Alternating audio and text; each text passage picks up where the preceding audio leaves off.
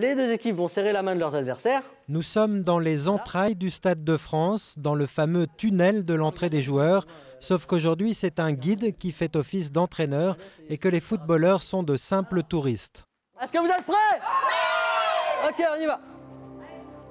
C'est une première dans l'histoire du Stade de France. Généralement cantonnées aux seules coulisses, les visites offrent cet été la possibilité de fouler le terrain mythique. Et on salue la foule, on dit bonjour au stade. Comme Zidane, Thuram et autres Barthez, ils vont pouvoir marcher sur la pelouse des champions du monde. Et tant pis si ce n'est plus tout à fait la même. Elle est changée généralement 3 à 4 fois par an, pour un coût de 150 000 € en moyenne. Donc c'est pour ça qu'on essaie de la changer le moins de fois possible.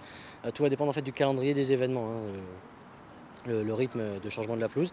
Cette saison, on a eu assez de chance puisqu'on n'a pas eu à la changer depuis le mois d'octobre, il me semble. Et donc c'est pour ça qu'elle arrive en fin de vie et on peut l'utiliser.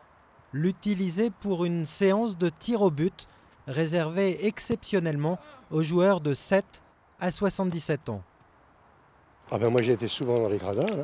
Mais ici c'est la première fois. Mon frère aussi joue au foot.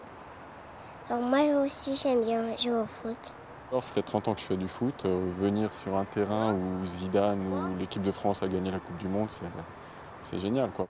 Génial, sauf que la poignée de visiteurs n'a eu droit qu'à un demi-rêve. Il n'y avait personne dans les gradins pour applaudir leurs exploits.